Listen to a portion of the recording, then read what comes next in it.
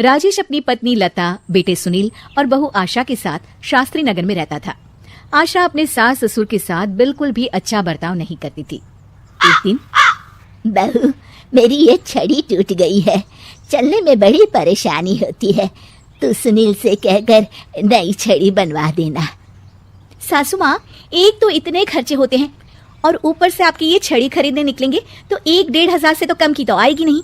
और वैसे भी आपको कहीं आना जाना तो होता नहीं, इस टूटी हुई छड़ी से ही काम चला लीजिए, इसकी मरम्मत करवा देते हैं। आशा वहाँ से चली जाती है। तभी उनके पति राजेश जी वहाँ आ जाते हैं। तुम क्यों झूठी उम्मीद बांधती हो अपनी बहू से? लता इतने सालों में इसने कभी भी हमारा सम्मान नहीं किया, आज क्या करेगी? तभी वहाँ उनका पोता रोहित आ जाता है। दादी, ये देखो मैं आपके लिए क्या लाया हूँ। क्या बेटा? आपकी पुरानी छड़ी टूट गई थी ना, तो ये मैं अपनी कमाई से आपके लिए छड़ी लेकर आया हूँ। अब आप ये पुरानी छड़ी छोड़िए और ये वाली छड़ी हाथ में पकड़िए और ठाठ से चलिए। राजेश जी और लता जी एक दूसरे को देखकर मुस्कुराते हैं कि कम से कम उनका पोता तो उनका सम्मान करता है।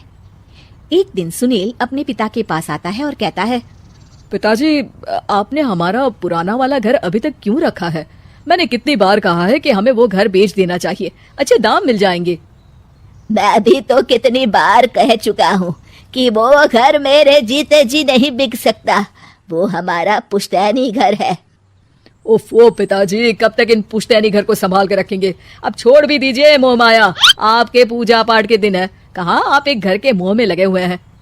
घर का मोह नहीं है बेटा, कुछ चंद यादें हैं, उनका मोह है, पर तुम ये बात नहीं समझोगे। आपसे तो बात करना ही बेकार है। लता जी और राजेश जी अपने बहू बेटे के इस दुर्व्यवहार से बहुत दुखी होते हैं। उनके बहू बेटे उनके साथ दुश्मनों जैसा बर्ताव करते थे। एक दिन जब रोहित घर आया तो देखता है कि उसकी माँ आशा अपनी सास को भला बुरा कह रही होती है। हाँ, आप दोनों ने तो हद कर रखी है, बस हर वक्त कोई ना कोई मांग रहती है आपकी। अरे बहू, मैंने तो बस इतना ही कहा कि तेरे ससुर जी को ठंडे पानी से नहाने में तकलीफ होती है, तो इनके लिए गर्म पानी कर दिया कर। अगर मेरे हाथ पांव चल रहे होते ना तो मैं ही कर देती, तुझसे ना कहती। हाथ पांव तो अभी भी चलते हैं सासू माँ आपके, बस आप चलाती नहीं है। क्या मैं नहीं जानती कि ये सब नाटक है आपका, ताकि सारा काम मुझे ही करना पड़े। आशा वहां से चली जाती है और रोहित अपनी दादी के साथ इतना दुर्व्यवहार होता देख गुस्से से तिल मिला जाता है। वो गुस्से में अपनी माँ के पास जाता है। माँ, ये तुम किस तरह से दादी से बात करती हो? अरे तुझे नहीं पता बेटा, उनके तो 50 नाटक रहते हैं। खैर तू ये सब छोड़, मुझे तुझसे एक बात करनी है, और वो भी खुशखबरी वाली। कैसी खुशखबरी माँ? अरे तेरे पिताजी ने अपनी दोस्त की बेटी मेघा से तेरा रिश्ता तय कर दिया है। क्या मेघा से? माँ, पर हम तो बहुत अच्छे दोस्त हैं, मेघा से शादी का तो मैंने कभी सोचा भी नहीं। अरे नहीं सोचा तो अब सोच लेना। रोहित और मेघा बाहर एक दूसरे से मिलते हैं और बातें कर रहे होते हैं। मेघा, मुझे पता है कि हम दोनों की शादी होने वाली है, पर मैं तुम्हें एक बात अभी से बता देना चाहता हूँ। क्या रोहित? यही कि मेरी माँ एक अच्छी सास नहीं बनेगी, क्योंकि वो एक अच्छी बहू नहीं है। पर रोहित, आंटी को तो मैं बचपन से जानती हूँ, वो तो बहुत अच्छे स्वभाव की हैं। वो स्वभाव पता नहीं मेरे दादा दादी जी के लिए क्यों नहीं दिखता, उन्हें तो वो हर वक्त बुरा भला ही कहती रहती है। मैं चाहता हूँ कि उन्हें ये पता चले कि वो ये बहुत गलत कर रही है। मैंने कुछ सोचा है जिससे माँ सही रास्ते पर आ सकती है। मेघा, क्या तुम इसमें मेरा साथ दोगी? तुम जैसा कहोगी मैं वैसा ही करूंगी रोहित, मैं तुम्हारे साथ हूँ। मेघा और रोहित दोनों की शादी हो जाती है और मेघा अब आशा की बहू बनकर उनके घर आती है।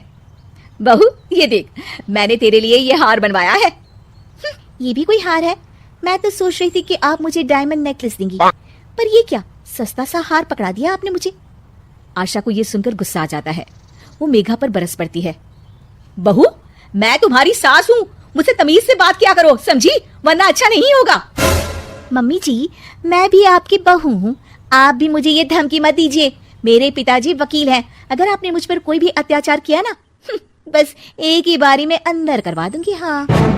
मेघा रोहित की तरफ देखकर मुस्कुराती है। लता जी और रमेश जी देखते रह जाते हैं। मेघा कैसे अपनी सास को उन्हीं की भाषा में उनकी गलती का एहसास दिलाती है। जानने के लिए देखिए जैसे को तैसा पाठ